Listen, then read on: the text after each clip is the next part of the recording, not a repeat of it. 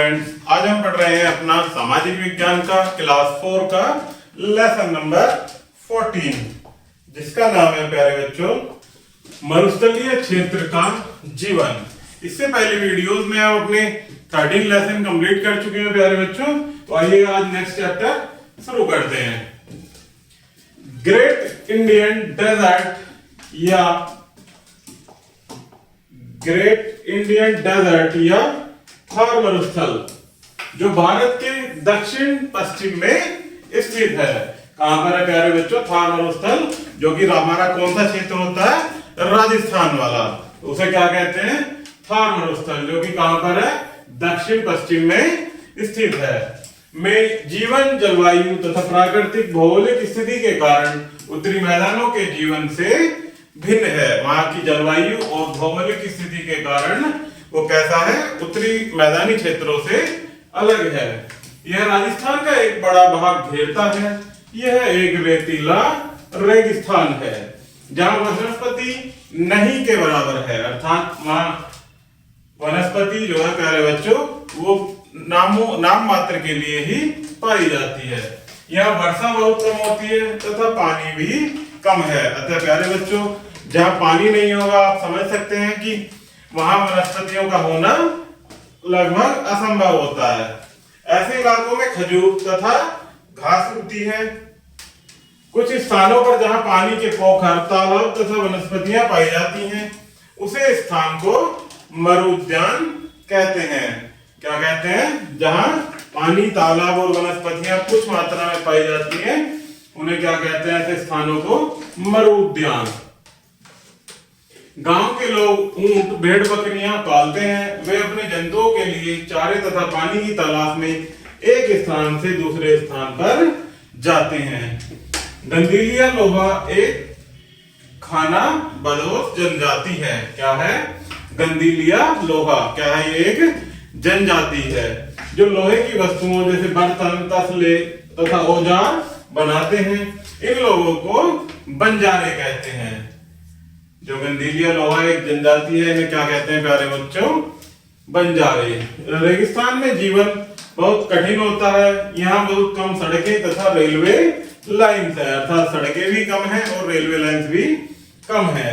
परिवहन एवं यात्रा के लिए ऊंट रेगिस्तान में सबसे उपयोगी पशु है। ऊंट अपने शरीर के ऊतकों में जल को एकत्र कर सकता है, इसलिए यह कई दिनों तक बिना पानी के जीवित रह सकता है।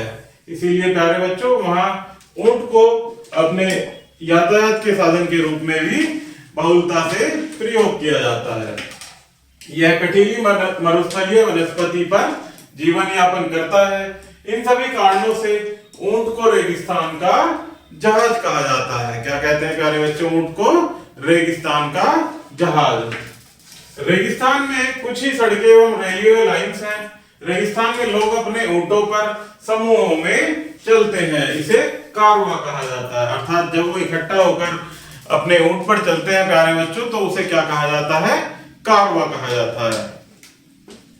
यहाँ का मुख्य भोज्य पदार्थ बाजरा एवं मक्का है। ये गेहूं एवं चावल का प्रयोग भी करते हैं। मरुस्थलीय मिट्टी रेतीली होती है। कैसी मिट्टी है प्यारे बच्चों? रेतीली, लेकिन सिंचाई करके इसे उपजाऊ बनाया जा सकता है। अर्थात पानी भी कम है प्यारे बच्चों, वहां पर वर्षा भी कम होती है, इसलिए वहां फिर भी थोड़ा बहुत पानी का साधन जो जुटाए गए हैं उनसे सिंचाई करके उस मिट्टी को, जो रेतीली मिट्टी है, उसे उपजाऊ बना लिया जाता है। रेगिस्तान के उत्तरी भाग में एक लंबी नहर है जिसे राजस्थान नहर या इंदिरा गांधी नहर कहते हैं। कौन सी नहर है प्यारे बच्चों? राजस्थान में राजस्थान नहर, या क्या नाम दिया गया है इसे? इंदिरा गांधी नहर। इस नहर की मदद से किसान गेहूं, मक्का, गन्ना, ज्वार, बाजरा आदि जैसी फसलों को उगाने में सक्षम हो गए हैं। रेगिस्तान के लोग नाचने गाने के बहुत शौकीन होते हैं। घूमर एक बहुत ही प्रसिद्ध लोक नृत्य है। राजस्थान का जो प्रसिद्ध लोक नृत्य है कौन सा है प्यारे बच्चों? घूमर। गंगोर तथा तीज के त्योहार महिलाओं द्वारा बड़े हर्षोल्लास से मनाए जाते हैं। राजस्थान के लोग रंग बिरंगे कपड़े पहनते हैं। आदमी धोती, कुर्ता एवं रंगीन पगड़ी पहनते हैं। महिलाएं लहंगा, ब्लाउज तथा ओढ़नी पहनती हैं। ये जेवर पहनने की भी बहुत शौकीन होती हैं। राजस्थान में बोली जाने वाली मुख्य भाषाएं हिंदी तथा राजस्थानी हैं।